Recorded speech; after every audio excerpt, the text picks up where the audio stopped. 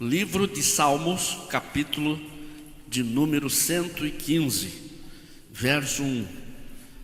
Enquanto os irmãos procuram, eu quero agradecer a Deus por estar aqui nesta tarde, nesta oportunidade. Agradecer ao superintendente da música, meu grande amigo, pastor Adriano, e colega de trabalho também. E agradecer a todos os irmãos, todos os jovens, todos os músicos que estão aqui não para prestigiar somente, não estão aqui somente para participarem, mas estão aqui para buscar algo de Deus. E Deus tem algo, como já deu para vocês nesse dia, muitas coisas boas, e ainda vai continuar alcançando aos irmãos coisas maravilhosas. Vamos ler Salmos de número 115, verso 1. Diz assim: não a nós, Senhor, não a nós, mas ao teu nome dá glória, por causa do teu amor e da tua fidelidade. Amém. Podem se assentar, meus irmãos. Quando nós olhamos para esta palavra, nestes salmos, segundo os historiadores, é possível que esse salmo tenha sido escrito por Davi, porque alguns dos salmos não foi Davi que escreveu, mas desse aqui para frente, até os 150, a maioria deles foi Davi. E pela expressão que nós ouvimos aqui, pela expressão de humildade desse salmista, nós nos aportamos para Davi. Por quê? Porque Davi era um salmista, era um jovem muito humilde, e ele expressava a sua humildade nas suas palavras. Não só nas suas palavras, mas ele expressava a sua humildade nos seus gestos, nos seus atos. Tudo que ele fazia era com muita humildade. E este é o segredo de Davi, o segredo das grandes conquistas deste jovem, o segredo das grandes vitórias de Davi foi a sua humildade. Então ele começa a dizer aqui, não a nós, ele está se referindo aqui ao louvor, ele está se referindo aqui à adoração. Ele está dizendo que a adoração, que o louvor não deve ser dado a nós, mas sim deve ser dado a Deus. E neste salmo, se você ler todo ele, que tem poucos versículos, nós vamos encontrar aqui três verdades. A primeira verdade é esta, que não é a nós que deve ser dado o louvor. A segunda verdade é que não deve ser dada a ídolos. Os ídolos não merecem ser adorados, é o que diz o salmista. E a terceira verdade deste salmo, ele apresenta aqui os benefícios deste investimento, porque na verdade o louvor e a adoração recebem uma recompensa. Então, em outras palavras, quando você está adorando, está louvando a Deus de verdade, de todo o teu coração, você receberá uma recompensa, você receberá algo da parte de Deus, que é o que nós vamos ver aqui nessa tarde. Nós recebemos pelo menos 4 benefícios do louvor, da adoração perfeita. Então, diante desta palavra, já vamos começar a adorar a Deus com todo o nosso coração, com toda a nossa humildade, e oferecer a Deus tudo aquilo que nós podemos oferecer, tudo aquilo que nós sabemos oferecer. Vamos oferecer unicamente e exclusivamente a Deus, porque só Ele merece ser adorado. E o salmista Davi, ele prova isso nas suas palavras, quando ele escreve o seu primeiro salmo. O primeiro salmo de Davi foi o Salmo 23. Segundo os teólogos, os historiadores da Bíblia, registram e falam que o livro de Salmos não foi escrito em ordem numérica, mas sim ele foi escrito em ordem cronológica, conforme foi acontecendo os fatos. E segundo eles, o Salmo 23 foi o primeiro salmo de Davi. E esse primeiro salmo de Davi, ele expressa ali então a sua maior humildade. Quando Davi poderia usar outras palavras para escrever esses salmos, porque Davi, ele era um homem talentoso. Davi, ele era um homem que tinha qualidades, ele tinha virtudes. Deus havia dotado ele de grande capacidade. Só que ele ainda não sabia de tudo isso, e estava escondido lá atrás do rebanho. Mas lá atrás do rebanho, ele pegava a sua harpa e ele começava a salmodiar a Deus. E quando ele ia salmodiando a Deus, a glória de Deus se manifestava na vida deste moço. Então o segredo, irmãos, para que você receba a vitória através do louvor, é reconhecer que nós não somos nada, mas que Deus é tudo. E Davi reconheceu isso. Quando ele cita o Salmo 23, ele diz: o Senhor é o meu pastor e nada me faltará. Ao recitar esse salmo, ele está expressando a maior verdade da sua vida. Porque ele poderia citar os salmos usando outros argumentos, porque ele tinha qualidades para isso, ele tinha qualificações para isso. Por exemplo, Davi era um soldado exímio, era um soldado exemplar, era um soldado hábil, era um soldado que não só sabia manejar a espada, mas Davi era estratégico em guerras. Era um homem que conhecia e sabia como enfrentar o adversário, a começar pelo Golias, e depois outros exércitos que se colocaram na frente dele. Ele foi vencedor em todas as batalhas. Por quê? Porque Davi era um homem experiente. Mas agora, ele poderia citar assim, em vez de dizer o Senhor é o meu pastor, ele poderia dizer o Senhor é o meu general e eu sou o seu soldado. Mas para Davi era um título muito grande ser chamado de soldado de Deus. Era um título muito grande ele se achar um soldado do Senhor. Então ele não usou a expressão o Senhor é o meu general e eu sou o seu soldado. E ele vai demonstrando essa humildade. Ele também poderia dizer: o Senhor é o meu maestro e eu sou o seu músico. Mas até de músico ele se achava muito grande o título de ser chamado. Hoje nós observamos pessoas que têm prazer em mostrar o título que tem prazer em querer aparecer. Antes de aparecer o Senhor, às vezes aparece o músico. E esse era o segredo de Davi. Davi mostrava e apresentava o que ele era. Ele não era nada, e nós também não somos nada. Bem, porque você lê a Bíblia, você vai encontrar desde os dons espirituais, as qualificações, os atributos que Deus nos dá. Tudo isso pertence a Deus, e Ele dá para quem Ele quer. Então nessa tarde, irmão, levante a tua voz e dá um glória a Deus, que você pode receber de Deus alguma coisa aqui nesse lugar. Aleluia. Então era muito para Davi dizer: o Senhor é o meu maestro e eu sou o seu músico. Quer dizer, Davi não estava interessado em títulos. Davi não estava interessado em querer aparecer como que alguém depois dissesse: olha lá o músico de Deus, olha lá o músico do Senhor. Ele não queria esse título para ele. Ele queria o título de uma simples ovelha. E é por isso que ele recita o Salmo 23, se comparando a uma ovelha. Quando ele diz: o Senhor é o meu pastor, eu sou a sua ovelha.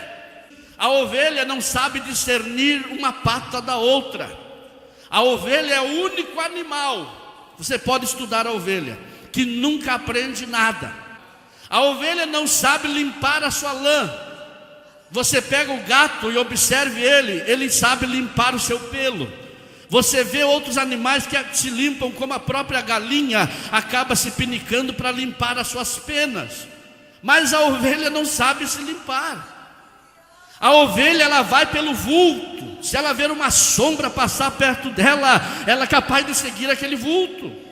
Esta é a ovelha. E é por isso que Davi se condiciona a uma ovelha. Ele vai perante o Deus Todo-Poderoso, que é perfeito, o Deus Todo-Poderoso que é grande e é maravilhoso, e vê a glória de Deus. E ele só sabe dizer: eu não passo de uma ovelha que não sabe nada. Deixa o título de lado, meu irmão. Coloca o título de cantor debaixo dos pés hoje. Coloque o título de músico debaixo dos pés hoje, porque grande é só Jesus, grande é só o Senhor, e Ele está aqui nessa tarde para receber o teu louvor e a tua adoração.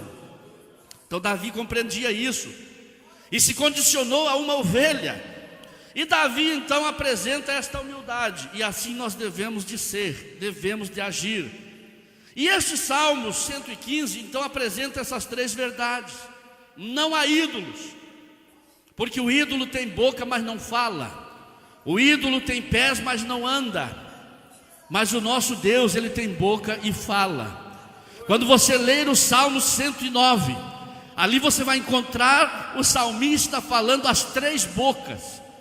A primeira boca que ele fala ali é a boca de Deus, que é abençoadora, que é aquela boca que vem trazendo vitórias, que é a boca que vem trazendo notícias boas. É a boca de Deus. E essa boca de Deus está aqui nessa tarde.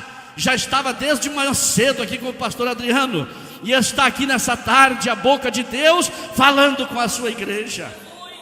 O Salmo 109 fala também da boca do ímpio.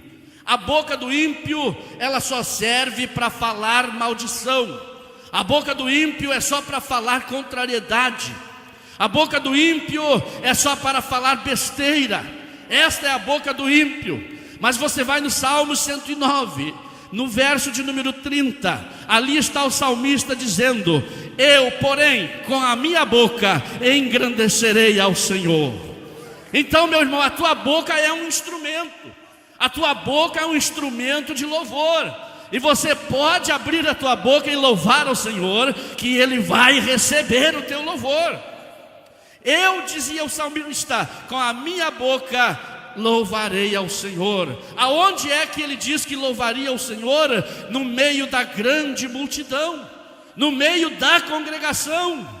E alguém chega no meio da multidão e se acanha e fica com vergonha. Ah, mas eu tenho vergonha de dar um aleluia em voz alta. Eu tenho vergonha de dar um glória a Deus, porque o meu irmão, quem sabe, vai rir de mim, vai zombar da minha voz, vai zombar do timbre, do meu tom, da minha voz. Meu irmão, abre a tua boca e glorifica a Jesus. Ele merece.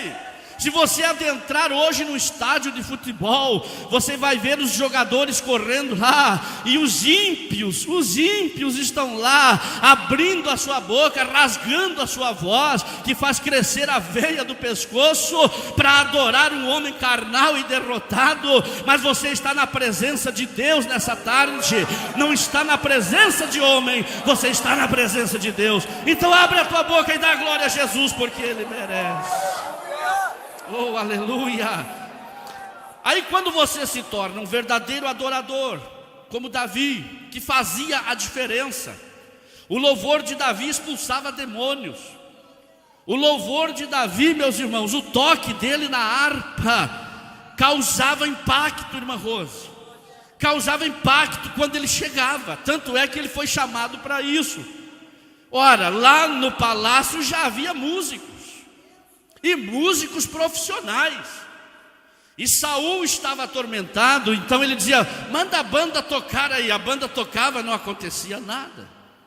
Chama aquele fulano, que aquele lá canta também, pelo que eu ouvi falar, ele tem uma voz boa. Aí chamaram o fulano, quem sabe tinha voz boa, continuava ali aquela situação. Mas eu creio, irmãos, porque Davi não era um homem popular, ele não era um homem conhecido ainda. Então alguém teve que falar. Eu creio que alguém viu ele tocando, e alguém chegou no ouvido do rei e disse: ó rei, tem um moço aí que quando ele começa a tocar, alguma coisa acontece. Vamos chamar ele, vamos fazer um teste. E mandaram chamar a Davi. Quando ele entra no palácio com a sua harpa e começa a tocar a sua harpa, a Bíblia diz que o rei se acalmava. os demônios batiam em retirada, porque ali estava o ungido do Senhor. Essa é a diferença de quem canta para quem louva. Essa é a diferença, irmão, de quem oferece a Deus o melhor sacrifício. É a diferença de cantar, é a diferença de melodiar, é a diferença de oferecer algo somente da boca para fora. Mas quando é lá do coração, é lá de dentro das entranhas, é o perfeito louvor. Eu estava lendo hoje à tarde que os primeiros instrumentos que foram feitos, principalmente os instrumentos de corda, eram feitos da tripa do cordeiro. Os instrumentos de cordas feitos da tripa do cordeiro. Por que não era feito da língua, que era para louvar? Por que não era feito da garganta, que era para cantar? Da tripa do cordeiro. Por quê, irmãos? Porque o verdadeiro louvor tem que sair das entranhas da ovelha. É lá de dentro da tua alma. Será que você pode levantar a mão e dar glória a Deus nessa tarde? Mas não aquele glória a Deus de boca, aquele glória a Deus que vem lá das tuas entranhas. Eu sinto a presença de Jesus aqui. Eu sinto a presença do Espírito Santo aqui nessa tarde. Aleluia, hoje você vai oferecer o verdadeiro louvor a Deus. Você vai chegar em casa diferente, jovem. Até a tua família vai estranhar você. Você vai chegar diferente em casa e vão perguntar: o que aconteceu contigo nesse seminário? Aconteceu comigo alguma coisa espiritual. Deus trabalhou na minha vida. Então, meu irmão, abre aí a tua alma, abre o teu coração para receber aí o que Deus tem para ti. Oh, glória a Deus. E Davi então entendeu isso.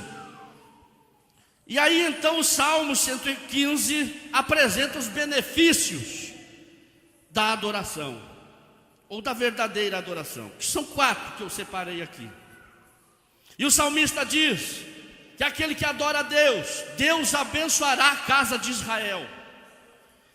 Quando ele fala a casa de Israel, ele está falando de nação, de país. Então ele está dizendo aqui que aquele país, aquela nação que adorar a Deus de todo o coração, de verdade, Deus vai abençoar a nação. Deus vai abençoar o país, não importa o tamanho do país. Pode ser um país raquítico e pequeno aos olhos dos homens, mas se adorar e glorificar a Deus, Deus abençoará. Segundo benefício aqui é para a casa de Arão. E Arão então foi separado por Deus para exercer o sacerdócio. Mas aqui a promessa do salmista que ele está falando para a casa de Arão refere-se à família. A família de Arão seria abençoada. Quando fala a casa de Arão, é uma figura de que a família que adora a Deus é uma família abençoada. E que o sacerdote da casa, que é o pai, se levar a família para a adoração a Deus de verdade, a casa toda é abençoada. E aí o salmista faz um fechamento aqui dizendo: abençoará a todos que temem ao nome do Senhor. Agora ele abrange a humanidade toda, não é só para Israel, não é só a casa de Arão, mas toda a humanidade é abençoada por Deus. Aquele que adorar e glorificar ao Senhor. Tanto pequenos como grandes receberão a proteção de Deus. Então, meus amados, vamos ser adoradores, vamos glorificar o Senhor. E o quarto resultado ou benefício da adoração verdadeira é que atrai a presença de Deus. Não basta dedilhar um violão, não basta tocar um instrumento, não basta cantar afinadinho. Não adianta você pegar um instrumento se não estiver em busca da santificação. Foi o que aconteceu com os 2 filhos de Arão, Nadab e Abiú. Eles foram oferecer fogo estranho no tabernáculo. Ora, o fogo do tabernáculo, todos nós sabemos que não podia se apagar. Isto é, a brasa não podia se apagar e não trazer fogo de fora. Tinha que trazer a lenha seca e usar a mesma brasa. Tinha que usar o mesmo fogo. Não poderia usar um fogo trazido de fora, porque o fogo já havia sido aceso. E eles tinham que manter, pastor Adriano, aquele fogo aceso, sempre aceso, símbolo da presença de Deus.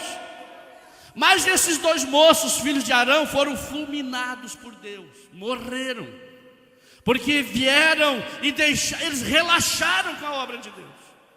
Eles deixaram o fogo apagar. E como o fogo havia apagado, a Bíblia diz que eles trouxeram um fogo estranho, um fogo que não era preparado para aquilo. Trouxeram brasas de outro fogo. Isso não pode acontecer na igreja. O louvor que você oferece a Deus tem que ser no fogo do Espírito Santo. Deus não quer fogo estranho, Deus quer o fogo do Espírito Santo. E o fogo do Espírito Santo já está aceso e está aqui nessa tarde. Tem fogo do Espírito aí, irmão? Tem fogo do Espírito Santo aí? Não ofereça fogo estranho na igreja. Não use de maquinação. Não use, meu irmão, de imagem dentro da igreja, querer forjar algo que não é. Não use de falsificação. É por isso que quando você for fazer alguma coisa para Deus, faça que nem fez o pastor Adriano, superintendente da música. Hoje 5 da manhã, 6 da manhã, de joelhos dobrados, orando e pedindo: Senhor, queremos a tua manifestação lá, queremos a tua presença lá. Esse fogo tem que permanecer aceso na igreja. Que está fazendo de boca calada, meu irmão? Você tem a glória, você tem a glória, você tem a glória de Deus na tua vida. Oh, Ragachandarabahaia, vamos ficar de pé. Você tem a glória. Quem tem a glória de Deus aí? Quem tem a glória de Deus? Se tem, vem aqui na frente compartilhar conosco. Quem quer vir à frente, venha compartilhar conosco esta glória. E já pode tocar, pastor, em nome de Jesus, pode louvar ao Senhor ali. Quem quer receber a glória de Deus, venha para frente aqui. Compartilhar aquilo que você recebeu, desde as 9 horas da manhã até agora. Oh, aleluia. Esta glória tem que estar na sua vida. A presença de Deus é que faz a diferença.